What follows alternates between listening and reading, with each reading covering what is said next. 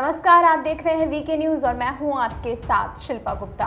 आपने मंत्रियों को बड़े बड़े दावे करते हुए सुना होगा कि वो चुनाव जीतने के बाद क्षेत्र का खूब विकास करेंगे, बड़े बड़े हॉस्पिटल बनाएंगे, कॉलेज बनाएंगे, यहाँ तक कि बेरोजगारी को जड़ से खत्म कर देंगे।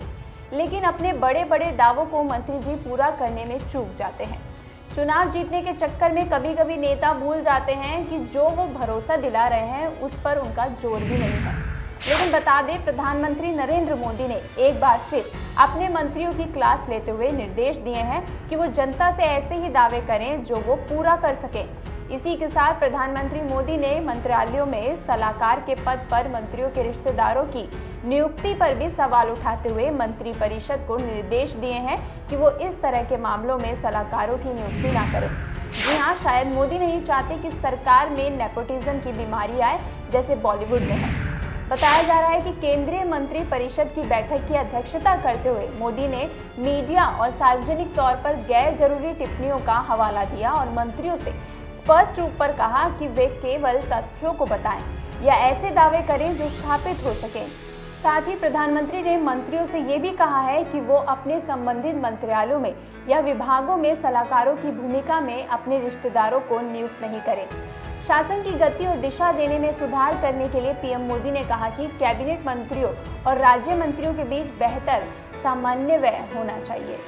साथ ही प्रधानमंत्री ने मंत्रियों से कहा कि उनकी बातचीत अपने मंत्रालयों के सचिवों जैसे शीर्ष अधिकारियों तक सीमित नहीं होनी चाहिए। उनकी बातचीत सभी स्तर के अधिकारियों जैसे संयुक्त सचिवों, निदेशकों और उप सचिवों से भी होनी चाहिए, ताकि इन अधिकारियों को लगे कि वो भी टीम का हिस्सा है।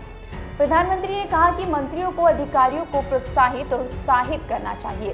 साथ ही पीएम मोदी ने केंद्रीय मंत्री परिषद की बैठक की अध्यक्षता करते हुए मंत्रियों को अनुशासन का भी पाठ पढ़ाया। जी हां, प्रधानमंत्री ने कहा कि मंत्रियों को सुबह 9:30 बजे तक दफ्तर पहुंच जाना चाहिए और कुछ मंत्रियों को उनके निर्देश पर ध्यान देने की जरूरत है और उन्हें ये करना चाहिए।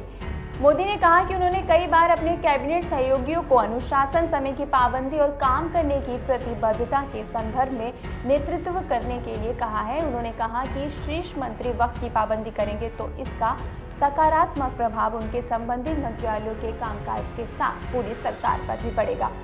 सूत्रों के मुताबिक बैठक में गृह मंत्री अमित शाह ने कश्मीर की स्थिति पर प्रेजेंटेशन दिया। अनुच्छेद 370 के प्रावधानों को समाप्त करने पर वो काफी देर बोले। उन्होंने घाटी की स्थिति पर हो रहे सुधारों की जानकारी दी। साथ ही बैठक में विशेष पैकेज के बारे में भी बात हुई। शाह ने बताया कि पाबंदियां उन्हीं स्थानों पर हैं जहां सुरक्षा को खतरा है। सूत्रों के मुताबिक जम्मू कश्मीर का विशेष दर्जा समाप्त करने के बाद सरकार राज्य में 100 से अधिक केंद्रीय कानून लागू करने के लिए जरूरी आधारभूत ढांचा तैयार करने के लिए जल्द ही करोड़ों का पैकेज घोषित कर सकती है। बैठक में वित्त मंत्री निर्मला सीतारमण ने हाल ही में घोषित वित्तीय सुधारों के उपायों पर प्रेजेंटेशन दिया। उन्होंने बताया कि सरकार ने ये कदम उठाने से पहले सभी संबंधित पक्षों से चर्चा की है। मोदी के मंत्रियों को लताड़ने को लेकर आपकी क्या राय है, हमें कमेंट बॉक्स में जरूर बताएं। ये वीडियो आपको पसंद आया हो तो इसे लाइक करें, शेयर करें और देखते रहें वीके न्यूज। शुक्रिया।